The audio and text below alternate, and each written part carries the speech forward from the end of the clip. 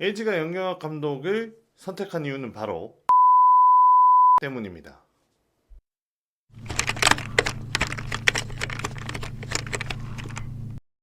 정말 주말 내내 쉴 틈이 없었습니다. 잠시도 긴장의 끈을 놓칠 수 없는 빅뉴스들이 계속 터져 나왔는데요. 최고의 관심사는 3일 전 유지영 감독과 이별한 LG 구단에서 나왔습니다. 선동열이냐 영경협이냐 설왕설래가 오갔던 LG가 드디어 신인 감독을 발표했습니다.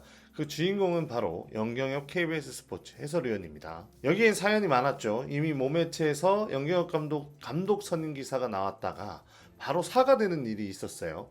저는 사실 여기에 의문이 많았거든요. 의뢰 이런 비슷한 상황의 기사가 나올 땐 기자가 해당 사건에 대한 고민과 엄청난 체크가 필요합니다. 해당 기사를 쓴 기자가 경력이 짧은 기자도 아니었고요. 경험이 많고 방송에서도 맹활약 중인 분이라는 걸 감안했을 때 저는 이 기사가 기자의 오버라기보다는 외부의 영향으로 인해 삭제 처리가 된 것이 아닌가 하는 의문을 가졌던 기억이 있습니다. 실제로 영경 감독이 선임된 것을 보면 제 추측이 어느 정도 맞아 떨어졌다. 이렇게 볼 수 있고요. 대개 포털에서 기사를 지우는 일은 굉장히 껄끄러운 부분이 있어요. 수정은 얼마든지 기자가 할 수 있지만 기사를 삭제하는 일은 포털 관계자들이 할 수 있기 때문에 기자들이 웬만해선 기사 삭제하는 일을 꺼려 하거든요. 하지만 이 상황에서 영경 감독 기사가 지워졌다라는 부분은 충분히 그런 추측을 해볼 만한 상황이었고요. 아무튼 LG 감독 사태는 이렇게 엔딩을 맺게 됐습니다. LG는 유지영 감독과의 결별을 선언한 지 3일째 되지 않은 상황에서 아주 급격하게 감독 선임이 발표됐는데요. 올 시즌 가을 야구에서 거둬들인 처참한 성적표가 감독 교체의 결정적인 이유였다고 보여집니다. 한 관계자에 의하면 잠실을 찾은 구단주 대행이 경로했다라는 후문도 전해지고요. 또 재밌는 건 영 감독 선임을 고위층에서 직접 주도했다라는 겁니다. 보통은 단장이나 프런트가 감독 후보를 물색하고 최종 후보를 선정해서 구단주의 재가를 받는 게 일반적인 일인데요. 하지만 올해는 달랐습니다. LG 휴민트에 의하면 구본능 구단주 대행의 전체적인 주도로 새 감독 선임이 진행됐다라고 전해졌고요. 이는 그룹에서 전반적인 현 LG 팀 운영에 어느 정도 의문을 가지고 있다라는 이야기로 풀이될 수 있습니다. 불과 하루 전만 해도 손동률 감독이 유력하다는 기사가 나오면서 사실상 성 감독으로 굳어지는 게 아닌가 하는 예측들이 많았는데요. 실제로 성 감독에게 구체적인 오표가 있었던 건 아니었다고 합니다. 상황이 이렇다 보니 LG가 구단 내부적으로 상황을 좀 빨리 정리하기로 했고 영 감독 선임 소식을 부득이 한국 시리즈 기간 중에 발표한 것으로 보입니다. 계약 조건도 파격적이에요. 계약 기간 3년에 총액 21억, 계약금 3억, 연봉 5억, 옵션이 3억이 포함되어 있는 조건입니다. 여기서 옵션은 사실상 우승 옵션이라고 봐야 될 것 같고요. 2018년에 SK 와이번스 감독 부임 당시에도 영경혁 감독이 총액 25억대 규모의 업계 최고 대우를 받았던 기억이 있습니다. LG 역시 그에 못지않은 금액으로 영 감독을 예우하는 모습입니다. 아무래도 라이벌 팀 두산의 이승엽 감독을 의식하지 않을 수 없었던 상황이기도 하고요. 꼭 그런 부분이 아니라도 영 감독의 인지도가 상당히 높은 부분을 고려한다면 최고 대우는 당연한 부분이겠죠. 영 감독 스스로도 이번 감독직에 대한 의지가 아주 높습니다. 최근 미국 연수 과정에서 많은 걸 느꼈다고 하고요. 본인 야구관에도 큰 변화가 있었다고 합니다. 과거 영 감독이 거친 팀이 소위 영 감독의 팀으로 통했다면 이제 현재와 미래를 강조하는 LG란 팀의 영경협이 되겠다며 자신의 뜻을 분명히 했습니다. 정말 마지막이라는 생각으로 임하겠다라며 의지를 밝혔는데요.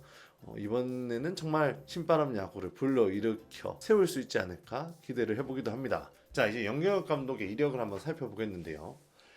영경혁 감독의 지도자 생활은 현대 유니콘스에서 사실상 시작됐다고 봐야 됩니다. 그 이후에 11년 전이죠. LG 트윈스 수비 코치와 운영 팀장을 맡았습니다. 실제로 운영 팀장이라는 자리는 야구단 내에서 실권자 역할을 하는 직책입니다. 단장 다음으로 팀 운영을 구상하는 자리라고 볼 수 있고요. 영감독이 팀을 장악하는 능력이 바로 여기서부터 시작됐다고 볼 수 있습니다. 이런 경험들이 지도자 생활 내내 큰 에너지가 됐고, 과거 관련 지인들의 증언도 이런 부분을 뒷받침하는 상황이고요. 즉 현장과 실무를 모두 경험했다는 점이 지금의 영감독을 만든 힘의 원천이라고 볼 수 있습니다. 덧붙이면 이 시기에 영감독의 성향을 대내적으로 알리는 계기가 됐고, 당시 LG에 있었던 관계자는 당시 업무 수행 능력만 봐도 이 사람의 성향이 어떤지, 무슨 생각을 하는지 알 수 있겠더라. 매사에 철두철미하고 부드러울 땐 부드럽지만 때론 나의 선도끼처럼 단단하고 날카로운 사람이었다라고 전하기도 했습니다. 넥센 히어로즈 시절은 영경혁 감독 지도자 인생에서 아주 뜨거웠던 시기였다고 볼 수 있는데요. 사실상 지도자로서의 능력을 꽃피우기 시작한 시기라고 볼 수 있습니다.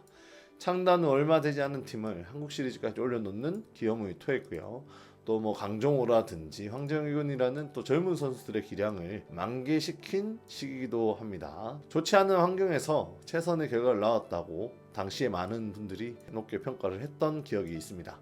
이후에는 SK 와이번스 단장으로 부임을 했어요. SK 단장 시절엔 한국 시리즈를 우승으로 이끌었고, 이후에 감독으로 선임됐지만 당시에 좀 사고가 있었죠.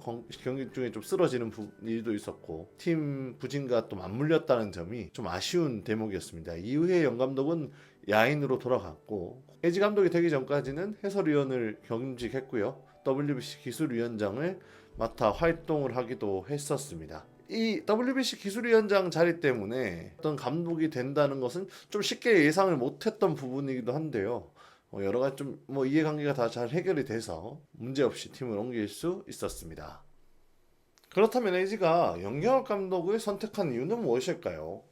사실 감독 교체 시기가 되면 언급되는 인사가 바로 영경혁 감독입니다.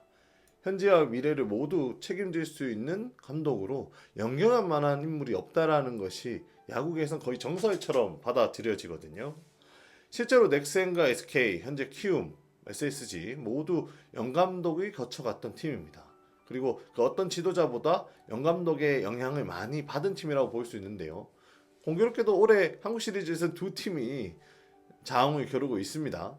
선수단 운영뿐만 아니라 구단 운영까지 영감독의 손이 닿지 않은 곳이 없다고 볼 수 있는데요. 사실 SK 시절엔 그 영향력이 얼마나 컸던지 당시에는 월권이라는 이야기까지 나왔었거든요. LG는 이미 영감독에게 2군 총괄 코디네이터를 감독직보다 우선적으로 제안했던 상황이었습니다. 팀의 미래를 맡기겠다는 것은 그만큼 영감독에게 거는 기대가 크다는 점을 보여주는 부분인데요.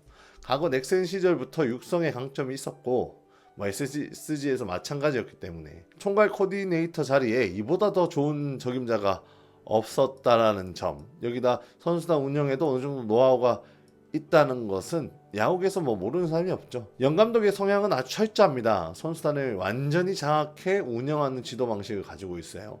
경기 전에도 길게는 정말 몇 시간씩 미팅을 하는 경우도 있고요. 코치진이나 선수들을 통제해서 경기 중에 나올 오차 범위를 극한으로 좁혀놓는 기본적인 베이스를 만들어 놓는 성향을 가지고 있습니다. 넥센이나 SK 시절엔 이런 문제를 놓고 좀 평가가 엇갈리기도 했는데요. 팀 내 타격이 뛰어난 선수들에게 타격 지도를 한다든지 타격의 방향성을 강조하는 등의 어떤 일들이 있었던 걸로 기억을 하고, 당시 선수들이 불만이 많았던 것으로도 기억을 합니다.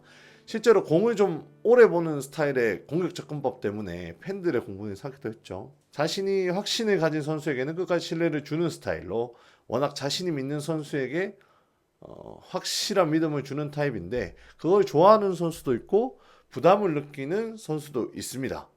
다만 이것도 저것도 아닌 선수들에게는 부작용이 좀 있긴 합니다. 넥센 시절 함께했던 A코치는 영 감독의 스타일을 이해하고 따라가면 무조건적인 좋은 성적을 기대할 수 있다고 본다. 다만 선수단이 그걸 견디지 못하고 받아들이지 않으면 문제가 생길 여지가 높다라고 이야기했습니다. 이어 과거 넥센은 그런 인내심이 가능한 팀이었다고 보지만 현재 2020년도의 KBO 야구는 그렇게 인내심이 높은 선수들이 많지 않다.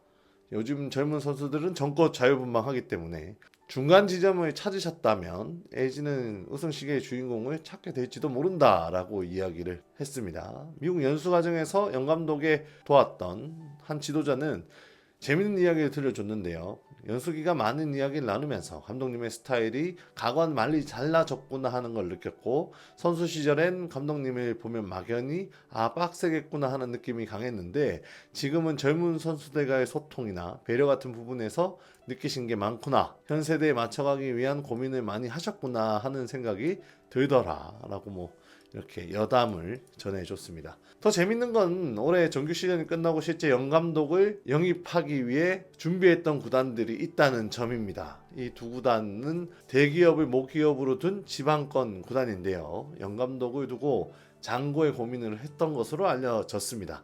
두 팀 모두 차려놓은 밥상이 아주 좋은 팀들이라고 해요. 밥상이라는 거는 결국 선수 팜이 되겠죠. 어느 정도 평가에 대한 이야기들을 나눠봤는데요. 이제 관심은 영감독과 함께할 지도자들로 향합니다. 이미 박경환 코치가 배터리 파트에 선임됐고요.